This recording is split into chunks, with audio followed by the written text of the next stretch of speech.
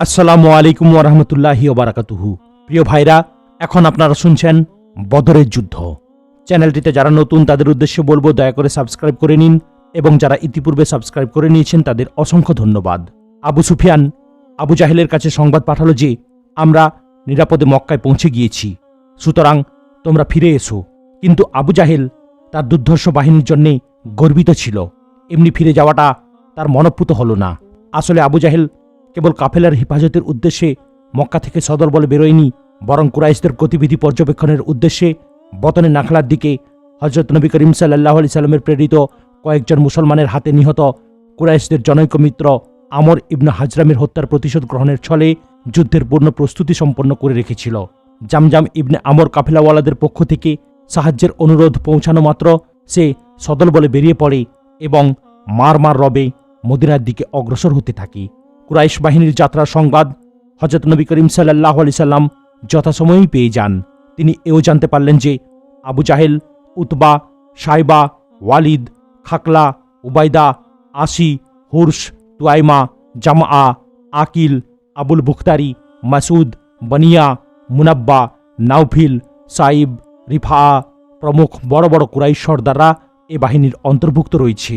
এ সংবাদ পাওয়া মাত্র হযরত মুহাম্মদ সাল্লাল্লাহু আলাইহি ওয়াসাল্লাম একটি পরামর্শ সভা আহ্বান করে সাহাবায়ে কিরামকে বললেন যে মক্কা তার শ্রেষ্ঠ সন্তানদেরকে তোমাদের দিকে রওনা করে দিয়েছে। এদের সাথে মোকাবেলা করার ব্যাপারে তোমাদের অভিমত কি? হযরত আবু বকর সিদ্দিক রাদিয়াল্লাহু তাআলা আনহু, হযরত ওমর রাদিয়াল্লাহু তাআলা আনহু ও হযরত মিকদাদ রাদিয়াল্লাহু তাআলা আনহু একে একে দাঁড়িয়ে অত্যন্ত তেজব্যঞ্জক ও বীরত্বপূর্ণ ভাষায় বললেন, আমরা ওই বনী ইসরায়েলদের মতো নই যারা হযরত মুসা আলাইহিস সালামকে বলে দিয়েছিল, আপনি আর আপনার প্রভু দুজনে গিয়ে ফিরাউনের সাথে যুদ্ধ করুন, আমরা এখানে বসে বসে তা উপভোগ করব। তারপর হযরত মুহাম্মদ সাল্লাল্লাহু আলাইহি সাল্লাম আবার বললেন, কাফিরদের বিরুদ্ধে যুদ্ধের ব্যাপারে তোমাদের কি অভিমত? দ্বিতীয়বার জিজ্ঞাসার উদ্দেশ্য ছিল আনসারদের অভিমত সম্পর্কে জ্ঞাত হওয়া, কেননা উপরিউক্ত তিনজনই ছিলেন মুহাজির। আনসারগণ হযরত মুহাম্মদ সাল্লাল্লাহু আলাইহি ওয়াসাল্লামের অভিলাষ উপলব্ধি করলেন, তাই তাদের পক্ষ থেকে হযরত সাদ ইবনে মুআজ রাদিয়াল্লাহু তাআলা আনহু উঠে দাঁড়ালেন এবং আরজ করলেন, ইয়া রাসূলুল্লাহ, আপনার এ প্রশ্নের উদ্দিষ্ট বোধ হয় আমরা আনসাররাই। জবাবে হযরত মুহাম্মদ সাল্লাল্লাহু আলাইহি সাল্লাম বললেন, হ্যাঁ তাই। হযরত সাদ রাদিয়াল্লাহু তাআলা আনহু তখন বললেন, আমরা আপনার প্রতি ঈমান এনেছি, আপনাকে আল্লাহর রাসূল বলে আমরা দৃঢ় বিশ্বাস করি। এটা কেমন করে সম্ভবপর হতে পারে যে আল্লাহর রাসূল কাফিরদের মোকাবিলা করার জন্যে নির্গত হবেন আর আমরা ঘরে বসে থাকব? এই কাফিররা তো আমাদের মতো মানুষই। আপনি যদি নির্দেশ দেন যে ওই সমুদ্রে ঝাঁপিয়ে পড়ো, তাহলে আমরা নিঃসংকোচে আপনার সে নির্দেশও পালন করব এবং অকাতরে সমুদ্রে ঝাঁপিয়ে পড়ব। হযরত মুহাম্মদ সাল্লাল্লাহু আলাইহি ওয়াসাল্লাম যখন এই মর্মে আশ্বস্ত হলেন যে সাহাবায়ে কিরাম যুদ্ধের জন্য প্রস্তুত রয়েছেন, তখন তিনি মদিনা থেকে রওনা করতে মনস্থ করলেন। যুদ্ধে যাবার মতো উপযুক্ত লোকের সংখ্যা ছিল মোট 310 অথবা 312 অথবা 313 জন। শহর থেকে বেরিয়ে যখন তিনি তার বাহিনীর পর্যালোচনা করলেন, তখন লক্ষ্য করলেন 313 জন লোক। এর মধ্যেও কেউ কেউ বয়সে এতই কম ছিল যে যারা যুদ্ধ করার মতো উপযুক্ত হয়নি। তিনি তাদেরকে ফিরে যেতে নির্দেশ দিলেন, কিন্তু তারা ফিরে যেতে রাজি হলেন না। অনেক কাকুতি মিনতি করে যুদ্ধে অংশগ্রহণের অনুমতি হাসিল করলেন। এ যুদ্ধে মুসলমানদের সরঞ্জাম ছিল নিম্নরূপ: দুটো মাত্র ঘোড়া, যেগুলোতে হযরত জুবাইর রাদিয়াল্লাহু তাআলা আনহু ও হযরত মিকদাদ রাদিয়াল্লাহু তাআলা আনহু সওয়ার ছিলেন। উট ছিল 70টি, এর প্রত্যেকটিতে 3 জন 4 জন করে আরোহী ছিলেন।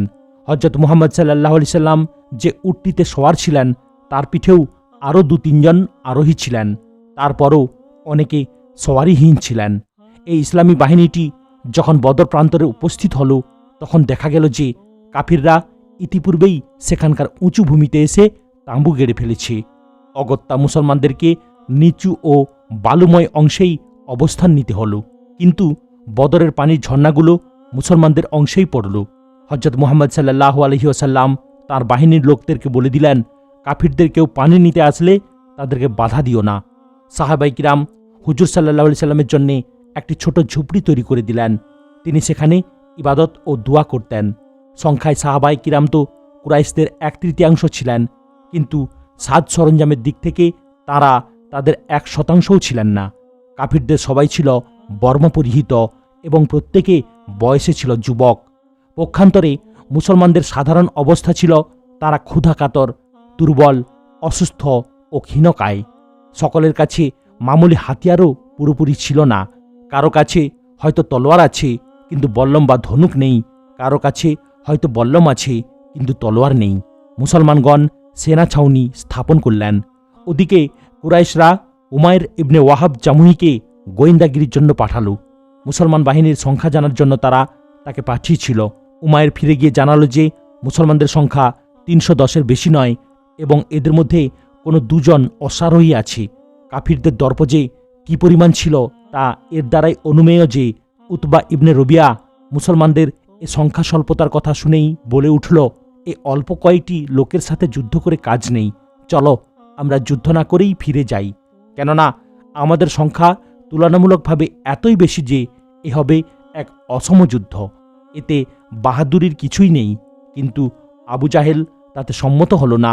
সে বলল, হোক গে, এদের মূলোৎপাটন করাই হবে আমাদের কাজ।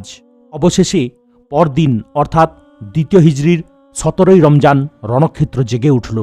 হজরত মুহাম্মদ সাল্লাল্লাহু আলাইহি ওয়াসাল্লাম প্রথমে তার ইবাদতের সেই ছোট্ট ঝুপড়িতে গিয়ে কাঁদতে কাঁদতে আল্লাহর দরবারে ফরিয়াদ করতে লাগলেন, হে আল্লাহ, যদি ইমানদারদের এই দলটিকে তুমি ধ্বংস করে দাও তবে জমিনে তোমার ইবাদতকারী কেউ থাকবে না। তারপর তিনি 2 রাকাত নামাজ পড়লেন। তারপর কিছুক্ষণের জন্য তিনি তন্দ্রাগ্রস্ত হলেন। তারপরই মুচকে হাসতে হাসতে বেরিয়ে এসে বললেন, কাফির বাহিনী পরাজিত হবে এবং যুদ্ধক্ষেত্র থেকে পলায়ন করবে। হজরত মুহাম্মদ সাল্লাল্লাহু আলাইহি সাল্লাম নির্দেশ দিয়ে রেখেছিলেন যে যুদ্ধের সূচনা তোমরা করবে না। মুসলমানদের মধ্যে 80 জন অথবা তার চাইতে আরও 2-3 জন বেশি সংখ্যক মুহাজিরিন এবং অবশিষ্টরা আনসার ছিলেন। আনসারদের মধ্যে আওস গোত্রসমূহের 61 জন ও 170 জন খাজরাজ গোত্রের লোক ছিলেন। উভয় পক্ষের সৈন্যরা সারিবদ্ধ হলেন। হজরত মুহাম্মদ সাল্লাল্লাহু আলাইহি সাল্লামের হাতে একটি তীর ছিল। তিনি সেই তীরের ইঙ্গিতে সারিগুলোকে বিন্যস্ত করছিলেন। তারপর আরবের প্রথা অনুসারে কাফিরদের মধ্য থেকে সর্বপ্রথম রবিয়ার পুত্রদ্বয় উতবা ও সাইবা এবং ওয়ালিদ ইবনে উতবা যুদ্ধক্ষেত্রে অবতীর্ণ হল এবং মুসলিম সৈন্যদের 3 জনকে দ্বন্দ্বযুদ্ধের জন্য আহ্বান জানালো। এদের মোকাবেলা করার জন্যে আনসারদের মধ্য থেকে আফরার পুত্রদ্বয় আউফ ও মুয়াব্বিজ এবং আবদুল্লাহ ইবনে রাওয়াহা রাদিয়াল্লাহু তাআলা আনহু বেরিয়ে এলেন।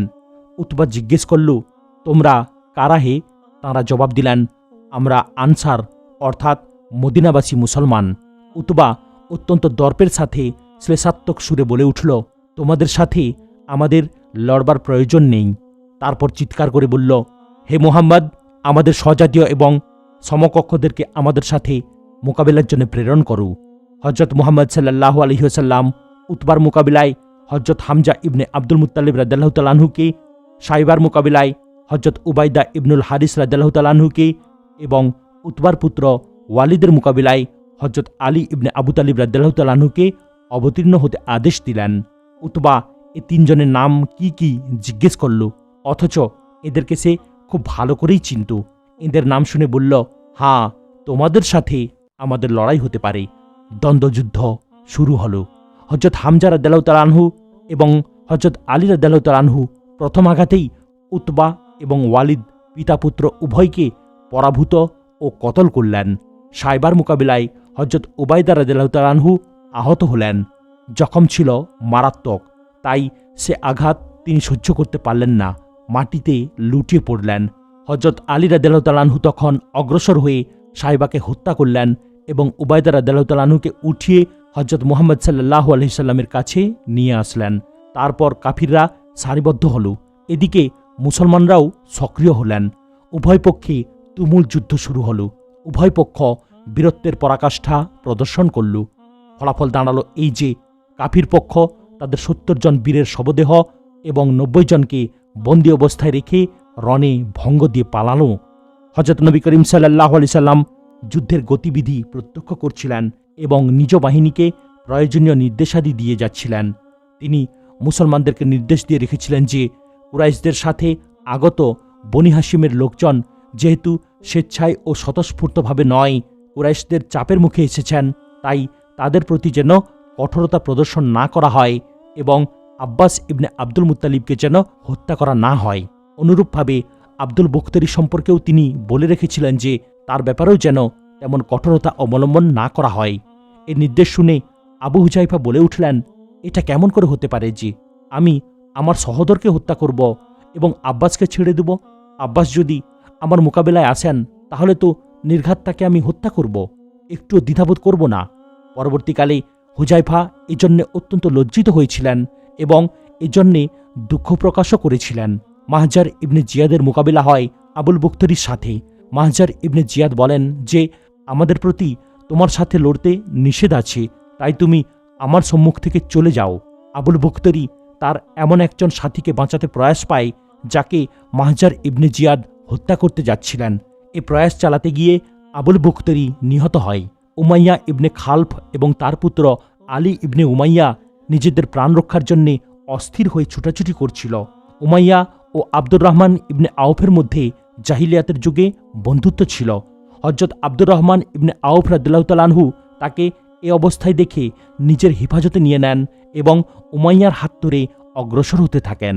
এমন সময় হযরত বিলাল রাদিয়াল্লাহু তাআলা আনহু তাকে দেখতে পেয়ে চিৎকার করে আনসার যুবকদের দৃষ্টি আকর্ষণ করেন এবং সবাই মিলে পিতা পুত্র দুজনকে হত্যা করেই তবে ছাড়েন। হযরত উমাইর ইবনে হুমাম আনসারী রাদিয়াল্লাহু তাআলা আনহু নামক এক সাহাবী খেজুর খেতে খেতে হুজুর সাল্লাল্লাহু আলাইহি সাল্লামের কাছে এসে আরজ করেন, যদি আমি কাফিরদের সাথে লড়তে লড়তে মারা যাই তাহলে কি সাথে সাথে জান্নাতে চলে যাব? প্রিয় নবী সাল্লাল্লাহু আলাইহি সাল্লাম বললেন, হ্যাঁ। তখন ওই সাহাবী হাতের খেজুর ছুঁড়ে ফেলে দিয়ে তলোয়ার হাতে দুশমনদের মধ্যে ঢুকে পড়েন এবং লড়াই করতে করতে শহীদ হয়ে যান। লড়াই যখন খুব জোরে সোরে চলছিল তখন হুজুর সাল্লাল্লাহু আলাইহি সাল্লাম এক মুষ্টি ধুলোমাটি নিয়ে তাতে দম করে তা কাফিরদের দিকে নিক্ষেপ করেন। সাথে সাথে কাফির সৈন্যরা পালাতে শুরু করে। ঘটনাক্রমে এক আনসারী তরুণ হযরত মুয়াজ ইবনে আমর রাদিয়াল্লাহু তাআলা আনহুর সাথে আবু জাহেলের মোকাবিলা হয়। আবু জাহেলের দেহ লৌহ বর্মাদির দ্বারা পূর্ণ আচ্ছাদিত ছিল। হযরত মুয়াজ ইবনে আমর রাদিয়াল্লাহু তাআলা আনহু এক ফাঁকে আবু জাহেলের পা খোলা দেখে সেই বরাবর এমন জোরে কোপ দিলেন যে পা দূরে গিয়ে ছিটকে পড়ল। আবু জাহেলের পুত্র ইকরামা পিতার এ শোচনীয় অবস্থা লক্ষ্য করে মুয়াজ ইবনে আমর রাদিয়াল্লাহু তাআলা আনহুর উপর এমনই এক আঘাত হানল যে তার বাম হাত স্কন্ধের নিকট থেকে কেটে গিয়ে ঝুলে পড়ল। হাতটি তখন কেবল চামড়ার উপরেই লটকে ছিল। হযরত মুয়াজ রাদিয়াল্লাহু তাআলা আনহু সারাদিন এ অবস্থাতেই লড়াই করে যেতে লাগলেন। ঝুলন্ত হাতটি যখন একটি বিরাট সমস্যা হয়ে দাঁড়ালো তখন তিনি নিজেই হাতটি পায়ের নিচে রেখে টান দিয়ে বিচ্ছিন্ন করে ফেললেন। তারপর আনসারের অপর এক তরুণ মুআব্বিজ ইবনে আফরা আবু জাহেলের নিকটবর্তী হয়ে এমন এক আঘাত হানলেন যে সে অর্ধমৃত হয়ে গেল। কাফিররা রণক্ষেত্র ছেড়ে পালালো আর মুসলমানেরা বিজয় পতাকা উড্ডীন করল। হযরত মুহাম্মদ সাল্লাল্লাহু আলাইহি সাল্লাম আবু জাহেলের শবদেহ যুদ্ধক্ষেত্রে পড়ে আছে কিনা তদন্ত করে দেখতে নির্দেশ দিলেন। নির্দেশ পাওয়া মাত্র হযরত আব্দুল্লাহ ইবনে মাসউদ রাদিয়াল্লাহু তাআলা আনহু যুদ্ধক্ষেত্রে শবদেহগুলো পর্যবেক্ষণের উদ্দেশ্যে বেরিয়ে গেল। আবু জাহেলকে অর্ধমৃত অবস্থায় পাওয়া গেল। হযরত আব্দুল্লাহ ইবনে মাসউদ রাদিয়াল্লাহু তাআলা আনহু তার বুকের উপর চেপে বসে বললেন, আল্লাহর দুশমন, দেখ আল্লাহ তোকে কিভাবে অপদস্থ করলেন। আবু জাহেল জিজ্ঞেস করল, যুদ্ধের ফলাফল কি হলো? হযরত আব্দুল্লাহ ইবনে মাসউদ রাদিয়াল্লাহু তাআলা আনহু বললেন, মুসলমানদের জয় এবং কাফিরদের পরাজয় হয়েছে। এ কথা বলেই তিনি তার শির কাটতে উদ্যত হলেন। আবু জাহেল বলল, আমার গলাটি কাঁধের একেবারে নিকটে এমনভাবে কাটবে যেন অন্যান্য কাটা শিরের তুলনায় তা একটু দীর্ঘ বলে মনে হয় এবং স্পষ্ট বোঝা যায় যে এটা সর্দারের শির। হযরত আব্দুল্লাহ ইবনে মাসউদ রাদিয়াল্লাহু তাআলা আনহু তার শির কেটে রাসূলুল্লাহ সাল্লাল্লাহু আলাইহি সাল্লামের খিদমতে এসে উপস্থিত হলেন এবং তার কদম মুবারকের নিকট তা ফেলে দিলেন। হযরত মুহাম্মদ সাল্লাল্লাহু আলাইহি ওয়াসাল্লাম আবু জাহেলের কর্তৃত শির দেখে আল্লাহর শুকর আদায় করলেন। এ যুদ্ধে মোট 14 জন সাহাবী শহীদ হন। এদের মধ্যে 6 জন ছিলেন মুহাজির এবং 8 জন আনসার। যুদ্ধান্তে হযরত মুহাম্মদ সাল্লাল্লাহু আলাইহি সাল্লাম শহীদদের লাশ দাফন করলেন। মুশরিকদের লাশ একটি বড় গহ্বরে বা কূপে ফেলে দিয়ে মাটি চাপা দেওয়া হলো। কেবল উমাইয়া ইবনে খালফের লাশ শতদা বিচ্ছিন্ন হওয়ার কারণে উঠিয়ে নিয়ে কূপে নিক্ষেপ করা সম্ভবপর হয়নি। তার লাশ যেখানে ছিল সেখানেই মাটি চাপা দেয়া হয়। কাফিররা এমনি দিকবিদিক জ্ঞানশূন্যভাবে মাঠ পরিত্যাগ করেছিল যে তাদের অর্ধমৃত নেতা আবু জাহেলকে পর্যন্ত তারা রণক্ষেত্রেই আহত অবস্থায় ফেলে যায়। হারিস ইবনে জামা, আবুল কায়েস ইবনুল ফাকিহ, আলী ইবনে উমাইয়া ও আস ইবনে খাবা ছিল বয়সে তরুণ। হযরত মুহাম্মদ সাল্লাল্লাহু আলাইহি সাল্লামের মক্কায় অবস্থানের সময় এরা তার অত্যন্ত ঘনিষ্ঠ ছিলেন অথবা সম্ভবত মুসলমান হয়ে গিয়েছিলেন। নবী করিম সাল্লাল্লাহু আলাইহি সাল্লামের মদিনায় হিজরতের পর তাদের আত্মীয় স্বজনরা তাদেরকে অত্যন্ত কঠোরভাবে শাসন করে এবং মুরতাদ হওয়ার প্ররোচনা দেয়। প্রাণ রক্ষার্থে বাহ্যিকভাবে তারা নবী করিম সাল্লাল্লাহু আলাইহি সাল্লামের সাথে সম্পর্ক ত্যাগের কথা ঘোষণা করতে বাধ্য হন এবং কাফির বাহিনীর সাথে মুসলমানদের বিরুদ্ধে যুদ্ধে অংশগ্রহণ করে যুদ্ধক্ষেত্রেই নিহত হন। মক্কার যেসব বড় বড় সর্দার এ যুদ্ধে অংশগ্রহণ করেছিল তাদের প্রায় সবাই নিহত হয়। পরাজিত এ কাফির বাহিনী মক্কায় প্রত্যাবর্তন করলে ঘরে ঘরে কান্নার রোল উঠে। হযরত নবী করিম সাল্লাল্লাহু আলাইহি সাল্লাম যুদ্ধলব্ধ সমস্ত গনিমতের মাল একত্রিত করে বনু নাজ্জার বংশীয় আব্দুল্লাহ ইবনে কাবের হাতে অর্পণ করেন। হযরত আব্দুল্লাহ ইবনে রাওয়াহা রাদিয়াল্লাহু তাআলা আনহু এবং হযরত জায়েদ ইবনে হারিসা রাদিয়াল্লাহু তাআলা আনহুকে মদিনার উঁচু ও নিচু এলাকায় যুদ্ধ জয়ের সুসংবাদ দানের জন্য প্রেরণ করলেন। হযরত উসামা ইবনে জায়েদ, যাকে হযরত নবী করিম সাল্লাল্লাহু আলাইহি ওয়াসাল্লাম মদিনায় তাঁর নায়েব রূপে রেখে এসেছিলেন, তিনি বলেন যে যুদ্ধ জয়ের এ সুসংবাদ ঠিক ওই সময় আমাদের কাছে পৌঁছল যখন আমরা নবী নন্দিনী ও হযরত উসমান রাদিয়াল্লাহু তাআলা আনহুর সহধর্মিনী হযরত রুকাইয়া রাদিয়াল্লাহু তাআলা আনহাকে দাফন করছিলাম। মদিনায় 18ই রমজান তারিখে এ সুসংবাদটি পৌঁছে। যুদ্ধ শেষে বদরের যুদ্ধের ময়দান ছেড়ে হযরত নবী করিম সাল্লাল্লাহু আলাইহি সাল্লাম মদিনার দিকে রওনা হলেন। সাফরা নামক স্থানে এসে তিনি আল্লাহর নির্দেশ অনুসারে সমস্ত গনিমতের মাল মুসলমানদের মধ্যে বন্টন করলেন এবং যুদ্ধবন্দীদের মধ্যে নজর ইবনে হারিসের প্রাণদণ্ডাদেশ দান করলেন। সেখান থেকে রওনা হয়ে আরকুজ জাবিয়া নামক স্থানে পৌঁছে উকবা ইবনে আবু মুয়াইত ইবনে আমর ইবনে লায়েতের প্রাণদণ্ডাদেশ দান করলেন। বদর যুদ্ধবন্দীদের মধ্যে এরা দুজন হযরত মুহাম্মদ সাল্লাল্লাহু আলাইহি সাল্লাম ও ইসলামের সঙ্গে চরম শত্রুতা করত এবং বিবাদ ও ষড়যন্ত্র করার ব্যাপারে আবু জাহেলের সমকক্ষ ছিল।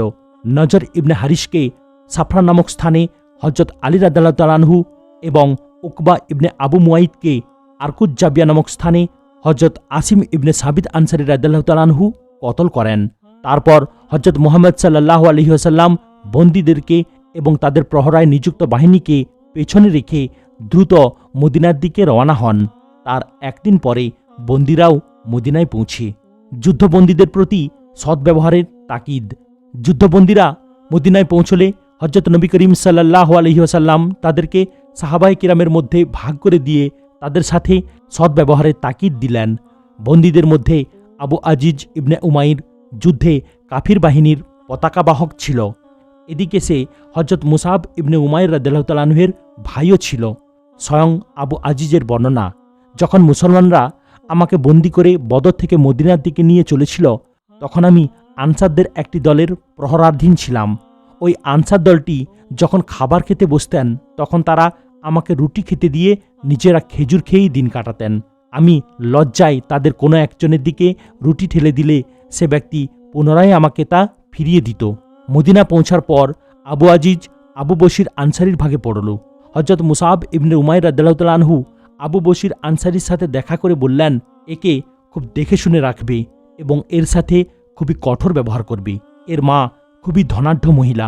আবু আজিজ যখন লক্ষ্য করল যে তার আপন ভাই তার প্রতি কঠোরতা প্রদর্শনের জন্য তার রক্ষণাবেক্ষণকারীকে তাকিদ দিচ্ছেন, তখন সে বলে উঠল, ভাইজান, এই কি ভাইয়ের প্রতি আপনার শুভকামনা? হযরত মুসাব রাদিয়াল্লাহু তাআলা আনহু জবাব দিলেন, তুই আমার ভাই না, আমার ভাই হচ্ছে তোর রক্ষণাবেক্ষণকারী। আবু আজিজের মা 4000 দিরহামের মুক্তিপণ পাঠিয়ে ছেলেকে মুক্ত করেন।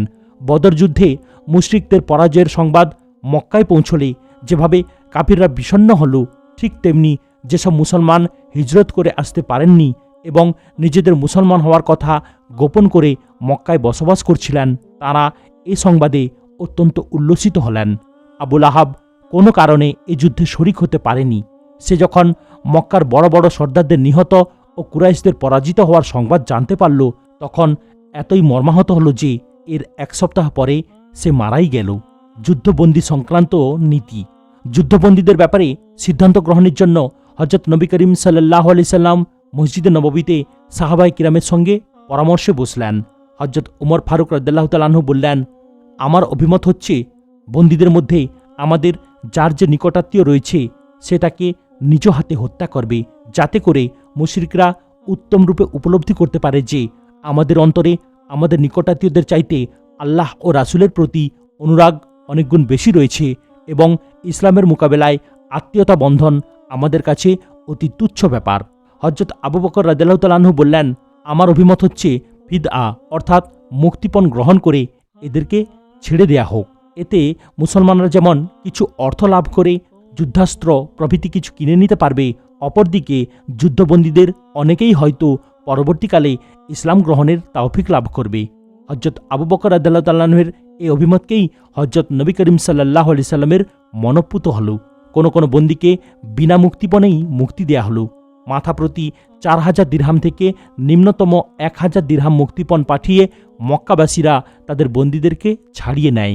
যে সমস্ত বন্দী লেখাপড়া জানত আর মুক্তিপণ আদায়ের সামর্থ্য তাদের ছিল না, তাদেরকে বলা হলো 10টি করে মুসলিম শিশুকে লেখাপড়া শিক্ষা দিয়ে নিজেদেরকে মুক্ত করে নাও। রাসূলুল্লাহ সাল্লাল্লাহু আলাইহি সাল্লামের কন্যা জয়নাব রাদিয়াল্লাহু তাআলা আনহা তখনও মক্কায় তার স্বামী আবুল আসের সাথে বসবাস করতেন। আবুল আসও বন্দীদের অন্তর্ভুক্ত ছিলেন। হযরত জয়নাব রাদিয়াল্লাহু তাআলা আনহা তার গলার হার খুলে আবুল আসের মুক্তিপণ রূপে প্রেরণ করেছিলেন। হযরত মুহাম্মদ সাল্লাল্লাহু আলাইহি ওয়াসাল্লাম সাহাবায়ে কিরামকে ডেকে বললেন, তোমরা যদি সঙ্গত মনে করো তাহলে জয়নাবের হারটি ফিরিয়ে দাও, কেননা এটা তার মা খাদিজাতুল কুবরা রাদিয়াল্লাহু তাআলা আনহার স্মৃতিরূপে তার কাছে রয়েছে। সবাই খুশি মনে সে প্রস্তাব গ্রহণ করলেন এবং আবুল আসকে ছেড়ে দিলেন। আবুল আস মক্কায় গিয়েই হযরত জয়নাব রাদিয়াল্লাহু তাআলা আনহাকে মদিনায় হযরত নবী করিম সাল্লাল্লাহু আলাইহি সাল্লামের কাছে পাঠিয়ে দেন। এ ঘটনার দীর্ঘ 6 বছর পর তিনি ইসলাম গ্রহণ করেছিলেন। মক্কায় কাফিরদের প্রতিশোধ স্পৃহা। মক্কায় এ পরাজয়ের পর যে প্রতিক্রিয়া হয় তা হয় অতি সঙ্গোপনে। নিহতদের উত্তরাধিকারীরা উচ্চস্বরে কোনো বিলাপ করেনি, কেননা এ সংবাদে মুসলমানরা উল্লসিত হতো। সফওয়ান ইবনে উমাইয়া তার নিহত পিতা উমাইয়া ও সহোদর আলীর রক্তের প্রতিশোধ নেয়ার উদ্দেশ্যে উমাইর ইবনে ওয়াহাবকে মদিনায় গিয়ে গোপনে হযরত মুহাম্মদ সাল্লাল্লাহু আলাইহি সাল্লামকে হত্যা করার জন্যে প্ররোচিত করে।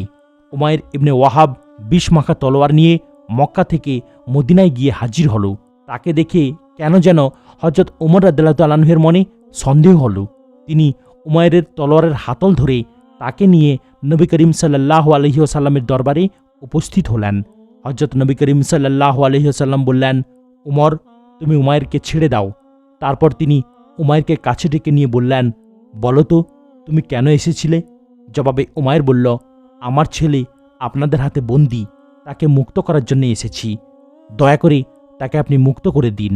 হযরত নবী করিম সাল্লাল্লাহু আলাইহি ওয়াসাল্লাম বললেন, সত্যি কথা বলছো না কেন? আমাকে হত্যা করার জন্য সাফওয়ান তোমাকে প্ররোচনা দিয়ে পাঠায়নি? তিনি সাফওয়ান ও উমাইরের গোপন পরামর্শের খুঁটিনাটি বিবরণ দিয়ে দিলেন। উমাইর তৎক্ষণাৎ বলে উঠলেন, আমি এক্ষুনি মুসলমান হচ্ছি এবং স্বীকার করছি যে আপনি নিঃসন্দেহে আল্লাহর রাসূল, কেননা এ ব্যাপারটি সফওয়ান ও আমি ছাড়া তৃতীয় কোনো ব্যক্তির ঘুণাক্ষরেও কিছু জানা ছিল না। বদর যুদ্ধে আল্লাহ তাআলা ফেরেশতাদের দ্বারা মুসলমানদের সাহায্য করেন। ফেরেশতাদের যুদ্ধে অংশগ্রহণের কথা স্বয়ং কুরাইশরা মক্কায় গিয়ে বর্ণনা করে। মদিনার কোনো কোনো মুশরিক যুদ্ধের দৃশ্য উপভোগ করার উদ্দেশ্যে যুদ্ধক্ষেত্রের আশেপাশে পাহাড়ের উপর বসেছিল, অথবা ঘটনাচক্রেই তারা সেসব পাহাড়ের উপর দাঁড়িয়ে যুদ্ধের দৃশ্য প্রত্যক্ষ করছিল। তাদের বর্ণনা, আমরা ঠিক যুদ্ধের সময় আমাদের মাথার উপর দিয়ে একটি মেঘখণ্ড যুদ্ধের দিকে যেতে দেখলাম। সে মেঘখণ্ড যখন আমাদের অতি নিকট দিয়ে অতিক্রম করছিল তখন আমরা তাতে ঘোড়ার হেঁসা-ধ্বনি শুনতে পাই। কেউ একজন তখন বলছিল, দ্রুত অগ্রসর হও। বর্ণনাকারী বলেন, এ আওয়াজ শুনে আমরা এতই ভীতবিহ্বল হয়ে পড়লাম যে ভয়ে আমার চাচাতো ভাই ঘটনাস্থলেই মারা গেল। বদর যুদ্ধ শেষে 22শে রমজান হযরত মুহাম্মদ সাল্লাল্লাহু আলাইহি সাল্লাম মদিনায় আসেন। সাদাকায়ে ফিতর ওয়াজিব হয়, ঈদের নামাজ দয় এবং কুরবানিও এবছরই ধার্য হয়। এবছরেই হযরত মুহাম্মদ সাল্লাল্লাহু আলাইহি সাল্লাম তাঁর দ্বিতীয় কন্যা উম্মে কুলসুম রাদিয়াল্লাহু তাআলা আনহাকে হযরত উসমান রাদিয়াল্লাহু তাআলা আনহুর সাথে সাদী দেন এবং তিনি জিন নুরায়ন বলে অভিহিত হন। এবছরই বদর যুদ্ধের পরে হজরত মুহাম্মদ সাল্লাল্লাহু আলাইহি সাল্লাম তার কনিষ্ঠা কন্যা হজরত ফাতিমা রাদিয়াল্লাহু তাআলা আনহার শাদী হজরত আলী রাদিয়াল্লাহু তাআলা আনহুর সাথে সম্পাদন করেন। মক্কার কাফিরদের মনে দ্রুত প্রতিহিংসার বহ্নি চলে উঠল। বদর যুদ্ধের 6 মাস পর আবু সুফিয়ান 200 অশ্বারোহী সৈন্য নিয়ে যুদ্ধার্থে মক্কা থেকে বের হল। এরা মদিনার নিকটবর্তী স্থানে পৌঁছতেই হজরত নবী করিম সাল্লাল্লাহু আলাইহি সাল্লাম সংবাদ পেয়ে গেলেন। তিনিও মুসলমানদের সঙ্গে নিয়ে বেরিয়ে পড়লেন। আবু সুফিয়ান খেজুর বাগান জ্বালিয়ে দিয়ে পলায়ন করল। সাথে সাথে শিকারের উদ্দেশ্যে সেখানে আগত 2 ব্যক্তিকে তারা হত্যাও করে যায়। ওই নিহত 2 ব্যক্তির একজন হলেন হজরত সাইদ ইবনে আমর আনসারী রাদিয়াল্লাহু তাআলা আনহু এবং অপরজন তার একজন চুক্তিবদ্ধ মিত্র। মুসলমানদের আগমন সংবাদ পেতেই কাফির বাহিনী পালিয়ে গেল। তারা সংঘর্ষে লিপ্ত হতে সাহস পায়নি। পলায়ন পর কাফির বাহিনী দ্রুত পলায়নের উদ্দেশ্যে ছাতুর বস্তাসমূহ ফেলে দিয়ে যায়। মুসলমানরা কিদর নামক স্থান পর্যন্ত তাদের পশ্চাৎধাবন করেন এবং স্থানে স্থানে তারা ছাতুর বস্তা পান। হজরত নবী করিম সাল্লাল্লাহু আলাইহি সাল্লাম সদল বলে মদিনায় প্রত্যাবর্তন করেন। আরবি ভাষায় ছাতুকে সাবিক বলা হয়ে থাকে, তাই এই যুদ্ধপত্রটি সাবিক অভিযান নামে খ্যাত হয়। সাবিক অভিযানটি 2য় হিজরির জিলহজ মাসের প্রথম দিকে পরিচালিত হয়। জিলহজ মাসের শেষ পর্যন্ত হজরত নবী করিম সাল্লাল্লাহু আলাইহি ওয়াসাল্লাম মদিনায় অবস্থান করেন এবং আর কোনো উল্লেখযোগ্য ঘটনা এবছর ঘটেনি। হিজরি 3য় বর্ষ। আবদুল্লাহ ইবনে উবাই ইবনে সলুলের কথা পূর্বেই বর্ণিত হয়েছে যে মদিনাবাসীরা তাকে তাদের বাদশাহ বানাতে উদ্যত ছিল। হজরত নবী করিম সাল্লাল্লাহু আলাইহি সাল্লামের মদিনা আগমনে তার সে বাদশাহীর স্বপ্ন ভণ্ডুল হয়ে যায়। তাই মুসলমানদের প্রতি সে অন্তরে গভীর বিদ্বেষ পোষণ করত। কিন্তু যেহেতু সে ছিল ধুরন্ধর ব্যক্তি, তাই সে তা তার অন্তরে গোপন রাখে। তারপর তলে তলে মক্কাবাসীদের সাথে ষড়যন্ত্র করে মদিনাবাসীদেরকে প্রকাশ্যে মুসলমানদের বিরুদ্ধে উস্কিয়ে দিতে প্রয়াস পায়, কিন্তু তাও পণ্ড হয়ে যায়। মুসলমানদের বদর যুদ্ধ বিজয় প্রত্যক্ষ করে সে ভীত হয় এবং বাধ্যত ইসলাম গ্রহণ করে। কিন্তু অন্তরে যেহেতু মুসলমানদের বিরুদ্ধে বিদ্বেষ পোষণ করত, তাই এ বাহ্যিক ইসলাম গ্রহণে তার কোনোই উপকার হয়নি, বরং তার অন্তরে লালিত এ বিদ্বেষ মুসলমানদের জন্যে পূর্বের চাইতে বেশি মারাত্মক প্রতিপন্ন হয়। তার নেতৃত্বাধীন ইয়াহুদিটি বলে উঠল, অধঃপথে যাও। মক্কাবাসীরা হচ্ছে আরবদের বাদশাহ এবং অভিজাত শ্রেণী। হজরত মুহাম্মদ সাল্লাল্লাহু আলাইহি সাল্লাম যদি তাদেরকেই পদানত করে ফেলে, তবে এ পৃথিবীতে বেঁচে থাকাটাই অর্থহীন। এ সংবাদটির যথার্থতা সম্পর্কে নিশ্চিত হওয়ার পর কাব ইবনে আশরাফ মদিনা ছেড়ে মক্কায় চলে গেল। মক্কায় গিয়ে বদর যুদ্ধে নিহতদের শোক গাথা লিখতে এবং লোকদেরকে শোনাতে লাগল। বেশ কয়েকদিন পর্যন্ত সে তাদেরকে এসব শোক গাথা শোনাতে শোনাতে তাদের প্রতিশোধ কামনাকে তীব্রতর করার কাজে ব্যস্ত রইল।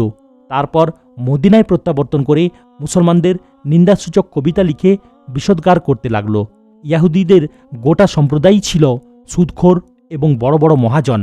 আওস ও খাজরাজ গোত্রের লোকেরা তথা মদিনায় গোটা আনসার সম্প্রদায় ছিল তাদের খাতক এবং অর্থনৈতিক দিক থেকে অনেকটা তাদের উপর নির্ভরশীল।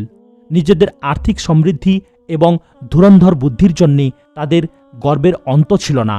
তারা নিজেদেরকে অত্যন্ত অভিজাত শ্রেণী এবং আশেপাশের প্রতিবেশী গোত্রসমূহের অশিক্ষিত ও গবেট মনে করে তাদেরকে পাত্তাই দিত না। বদর যুদ্ধের পর তারা মক্কার কুরাইশদের পূর্ণ সমর্থক ও সহযোগী শক্তিরূপে সক্রিয় হয়ে উঠল।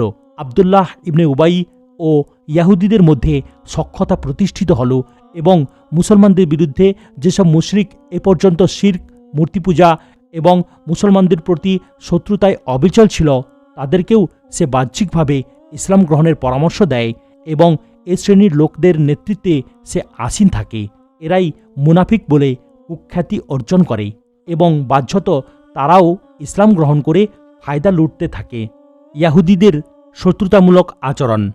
মুসলমানদের কর্তৃত্ব এবং ইসলামের ব্যাপক প্রচার প্রসারকে ইয়াহুদীরা সুনজরে দেখত না। তারা আবদুল্লাহ ইবনে উবাইয়ের চাইতেও অধিকতর শত্রুতা করতে থাকে। মদিনার আশেপাশের এলাকাসমূহে ইয়াহুদীদের 3টি গোত্র অত্যন্ত শক্তিশালী ছিল। তারা নিজেদেরকে পৃথক পৃথক দুর্গ বানিয়ে রেখেছিল। গোত্র 3টি ছিল: 1 বনি কাইনুকা, 2 বনি নজির ও 3 বনি কুরাইজা। হযরত নবী করিম সাল্লাল্লাহু আলাইহি ওয়াসাল্লাম মদিনা আগমনের অব্যবহিত পরে যে সনদ প্রণয়ন করেন, এতে ইয়াহুদীদের এই গোত্রগুলোও শামিল ছিল। কুরাইশরা যেভাবে আব্দুল্লাহ ইবনে উবাইয়ের সাথে ষড়যন্ত্রে লিপ্ত হয়, তেমনি এই ইয়াহুদি গোত্রগুলোকেও সমর্থনে নেওয়ার চেষ্টায় লিপ্ত থাকে। ইয়াহুদিরা যেহেতু মুসলমানদের উন্নতি দুচোখে দেখতে পারত না, তাই তারা কুরাইশদের প্রতি সহানুভূতি প্রদর্শন এবং মুসলমানদের ধ্বংস সাধনের জন্যে অহরহ সচেষ্ট থাকে। এবার বদর যুদ্ধের পর তাদের সে শত্রুতা আরও বৃদ্ধি পেল এবং বিদ্বেষের বহ্নিতে জ্বলে তারা কাবাব হয়ে যাচ্ছিল। তাই বদর যুদ্ধ জয়ের সুসংবাদ নিয়ে হযরত যায়েদ ইবনে হারিসা রাদিয়াল্লাহু তাআলা আনহু যখন মদিনায় পৌঁছলেন, তখন কাব ইবনে আশরাফ নামক মদিনার মুনাফিকরাও ইয়াহুদীদের নিয়ে বিরাট বিরাট ও মারাত্মক ষড়যন্ত্র পাকাতে লাগল। মক্কায় কুরাইশদের অভিযানসমূহকে সাফল্যমণ্ডিত করার দায়িত্ব এবার যেন তারাই নিজ হাতে গ্রহণ করল। হযরত মুহাম্মদ সাল্লাল্লাহু আলাইহি সাল্লামের জনপ্রিয়তা ও প্রভাবকে মুছে ফেলার জন্যে সাধারণভাবে তারা নানারূপে কুবাক্য ও অশ্লীল ভাষা প্রয়োগ শুরু করে দিল। এমনকি তারা তার মজলিসে পর্যন্ত উপস্থিত হয়ে অপমানজনক কথাবার্তা বলতে ও শুনতে লাগল। আসসালামু আলাইকুম অর্থাৎ তোমার প্রতি শান্তি বর্ষিত হোক, এর ন্যায় কৌশল বাক্যের স্থলে তারা আসসামু আলাইকুম অর্থাৎ তোমার মৃত্যু হোক প্রভৃতি মূর্খতাব্যঞ্জক শব্দ তারা ব্যবহার করতে শুরু করল। মুনাফিক ও ইয়াহুদিরা মিলে এই পরিকল্পনাও তৈরি করে যে প্রথমে বাধ্যত মুসলমান হয়ে যেতে হবে, তারপর এই বলে মুরতাদ বা ধর্মত্যাগী হতে হবে যে আমরা মুসলমান হয়ে দেখলাম এ ধর্মটি ভালো না। এভাবে অনেক মুসলমানও হয়তো প্রভাবান্বিত হয়ে মুরতাদ হয়ে যাবে এবং তাদের ঐক্য ক্ষুণ্ণ হবে। মোদ্দা কথা, হযরত মুহাম্মদ সাল্লাল্লাহু আলাইহি সাল্লাম ও মুসলমানদের জন্য মদিনায় নানারূপ সমস্যার উদ্ভব হল। হযরত মুহাম্মদ সাল্লাল্লাহু আলাইহি ওয়াসাল্লাম ইয়াহুদীদের সভা সমিতি ও সমাবেশসমূহে গিয়ে তাদেরকে এ মর্মে বোঝাতে লাগলেন যে তোমরা উত্তমরূপেই অবগত আছো যে আমি আল্লাহর সত্য নবী। তোমরা নিজেরাও আল্লাহর পক্ষ থেকে নবী আগমনের প্রতীক্ষা করছিলে। সর্বপ্রথম তোমরাই আমার সত্যতার অনুমোদন করবে এবং তোমাদের আসমানি কিতাবসমূহ লিখিত ভবিষ্যৎবাণীসমূহ খুঁজে দেখা ছিল তোমাদের কর্তব্য। কিন্তু দুঃখের বিষয়, তোমরা বিরোধিতার ক্ষেত্রই তৈরি করে যাচ্ছ। আল্লাহর গজবকে ভয় করো, এমন যেন না হয় যে আবু জাহেল, উতবা প্রমুখের মতো তোমাদের উপরও আল্লাহর শাস্তি নেমে আসে। এরা বদর প্রান্তরে অত্যন্ত লাঞ্ছনাগ্রস্ত হয়ে ব্যর্থতার গ্লানি নিয়ে মৃত্যুমুখে পতিত হয়েছে। ইয়াহুদিরা উপদেশ গ্রহণের পরিবর্তে তাকে উল্টো জবাব দেয় এবং বলে যে কুরাইশরা যুদ্ধ কৌশল সম্পর্কে অজ্ঞ ছিল। আমাদের সাথে যখন মোকাবেলা হবে তখন মজাটা টের পাবেন। আমাদেরকে কুরাইশদের মতো মনে করবেন না। ইয়াহুদি গোত্র বনি কাইনুকা। ইয়াহুদিরা নানা ধরনের অসঙ্গত ও কুরুচিপূর্ণ কথাবার্তা প্রকাশ্যেই বলাবলি করতে লাগল। হযরত মুহাম্মদ সাল্লাল্লাহু আলাইহি সাল্লাম তাদের অশ্রাব্য কথাবার্তা অত্যন্ত ধৈর্যের সাথে শুনতে থাকেন এবং এভাবে এই হতভাগাদেরকে চুক্তির বিরুদ্ধাচরণ করে প্রায় চুক্তিভঙ্গ করতে দেখেও তাদেরকে কোনরূপ শাস্তি প্রদান সমীচীন বোধ করেননি। তার একান্ত ইচ্ছা ছিল যে বুঝিয়ে সুঝিয়ে উপদেশ দিয়ে তাদেরকে সুপথে আনয়ন করবেন এবং এ উদ্ধতদেরকে আপন ঔদার্য, ভদ্র আচরণ ও ক্ষমাপরায়ণতা দিয়ে জয় করবেন। কিন্তু তাদের দুর্ভাগ্য তাদের ধ্বংসের পথ প্রশস্ত করল। একদিন বনি কাইনুকা বস্তিতে একটি মেলা বা বাজার বসেছিল। সেখানে আনসারের জনৈক রমণী দুধ বিক্রি করতে গিয়েছিলেন। দুধ বিক্রির পর তিনি স্বর্ণকারের দোকানে একটি অলংকার ক্রয় করতে বা বানাতে যান। ইয়াহুদি স্বর্ণকারটি উক্ত মুসলিম রমণীটিকে উত্ত্যক্ত করে। বাজারে আগত জনৈক আনসারি সাহাবী আনসারি মহিলাকে অপদস্থ হতে দেখতে গিয়ে তার সাহায্যে এগিয়ে যান। আশেপাশের ইয়াহুদিরা এসে উৎপীড়নকারী ইয়াহুদির পাশে দাঁড়ায় এবং তারা একযোগে উক্ত আনসারি সাহাবীর উপর হামলা করে তাকে হত্যা করে। তার হাতেও একজন ইয়াহুদি প্রাণ হারায়। এ সংবাদ পেয়ে বাজারে উপস্থিত অন্যান্য মুসলমানও এসে পৌঁছান। ইয়াহুদিরা তাদের উপর সশস্ত্র আক্রমণ চালায়। সংবাদটি মদিনায় হযরত নবী করিম সাল্লাল্লাহু আলাইহি সাল্লামের কানে পৌঁছে। তিনি সাহাবায়ে কিরামকে নিয়ে সেখানে গিয়ে উপস্থিত হন এবং ইয়াহুদিদেরকে সশস্ত্র ও যুদ্ধংদেহী অবস্থায় দেখতে পান। উভয় পক্ষে তুমুল যুদ্ধ হল এবং পরিস্থিতি এ পর্যন্ত গড়ালো যে বনু কাইনুকার 700 যোদ্ধা, যাদের মধ্যে 300 বর্মপরিহিত ছিল, নিজেদের সংরক্ষিত দুর্গের অভ্যন্তরে আশ্রয় গ্রহণে বাধ্য হল। বনু কাইনুকার সঙ্গে হযরত আব্দুল্লাহ ইবনে সালামের কুটুম্বিতা ছিল। মুসলমানরা সে দুর্গ অবরোধ করলেন। 15-16 দিনের অব্যাহত অবরোধের ফলে মুসলমানরা দুর্গের আধিপত্য লাভ করলেন এবং বনি কাইনুকা গোত্রের সমস্ত লোককে বন্দী করলেন। আরব দেশে যুদ্ধবন্দীদেরকে নির্দয়ভাবে হত্যার নিয়ম প্রচলিত ছিল। মক্কাবাসীদের তো বিস্ময়ের সীমা ছিল না যখন তারা লক্ষ্য করল যে বদরের যুদ্ধবন্দীদের মধ্য থেকে সভ্যতা ভব্যতার সমস্ত সীমা অতিক্রমকারী চরম দুরাচার 2 জন মাত্র বন্দীকেই হত্যা করা হয়েছে এবং অবশিষ্ট সকলকে মুক্তি দেওয়া হয়েছে। এমনকি বনু কাইনুকার 700 লোক একসাথে বন্দী হওয়ায় সকলেরই নিশ্চিত ধারণা ছিল যে এবার আর কারো রক্ষা নেই, সমস্ত বন্দীকে নির্ঘাত মৃত্যুদণ্ড দেয়া হবে। কিন্তু মুনাফিক সর্দার আবদুল্লাহ ইবনে উবাইয়ে ইবনে সলুল, যে বাহ্যত মুসলমানদের মধ্যেই সামিল ছিল, রাসূলুল্লাহ সাল্লাল্লাহু আলাইহি সাল্লামের খিদমতে ইয়াহুদীদেরকে হত্যা না করার সুপারিশ করল। হযরত মুহাম্মদ সাল্লাল্লাহু আলাইহি সাল্লাম এ ব্যাপারে দ্বিধান্বিত ছিলেন, কিন্তু আবদুল্লাহ ইবনে উবাইয়ের উপর্যুপরি অনুরোধে তিনি তাদেরকে প্রাণে রেহাই দেন। হযরত উবাদা ইবনে সামিত রাদিয়াল্লাহু তাআলা আনহু তাদেরকে খায়বার পর্যন্ত বের করে দিয়ে আসলেন। আবদুল্লাহ ইবনে উবাই পর্দার অন্তরালে ইয়াহুদীদের মিত্র ছিল, এজন্যে সে সুপারিশ করে তাদেরকে প্রাণে রক্ষা করে তাদের মিত্রের হক আদায় করে। কাব ইবনে আশরাফের কথা উপরেই বলা হয়েছে। এখন সে প্রকাশ্যে মুসলমান মহিলাদের নাম তার প্রেমের কবিতায় ব্যবহার করতে লাগল। এতে মুসলমানরা অত্যন্ত মনক্ষুণ্ণ হতেন। তারপর সে হযরত নবী করিম সাল্লাল্লাহু আলাইহি ওয়াসাল্লামকে হত্যার ষড়যন্ত্রে লিপ্ত হল। ফলে রাসূলুল্লাহ সাল্লাল্লাহু আলাইহি সাল্লামের এতটুকু সতর্কতা অবলম্বনের প্রয়োজন দেখা দিল যে রাতের বেলায় তিনি ঘর থেকে বেরোতে খুবই সতর্ক থাকতেন। তার দৌরাত্ম্য যখন সীমা অতিক্রম করল, তখন জনৈক সাহাবী মুহাম্মদ ইবনে মাসলামা রাদিয়াল্লাহু তাআলা আনহু হযরত মুহাম্মদ সাল্লাল্লাহু আলাইহি সাল্লামের নিকট থেকে তাকে হত্যার অনুমতি নিয়ে কয়েকজন সহচর সহ তার বাড়িতে যান এবং তাকে হত্যা করে আসেন। কাব ইবনে আশরাফের পর সালাম ইবনে আবু হাকিক ওই একই ধরনের দৌরাত্ম্যে লিপ্ত হল এবং সে কাব ইবনে আশরাফের চাইতেও অধিকতর শত্রু হয়ে দাঁড়ালো। কাবকে যেহেতু আওস গোত্রীয়রা হত্যা করেছিলেন, তাই এবার বনি খাজরাজের 8 ব্যক্তি খায়বার অভিমুখে রওনা হলেন এবং তাকে তার বাসস্থানে হত্যা করে নিরাপদে মদিনায় ফিরে আসেন। প্রিয় ভাইরা, আজ এখানেই সমাপ্ত করলাম। ভিডিওর পরবর্তী অংশ অর্থাৎ উহুদের যুদ্ধ শোনার জন্য চ্যানেলটিকে সাবস্ক্রাইব করুন, লাইক, কমেন্ট এবং শেয়ার করতেও ভুলবেন না। আসসালামু আলাইকুম ওয়া রাহমাতুল্লাহি ওয়া বারাকাতুহু।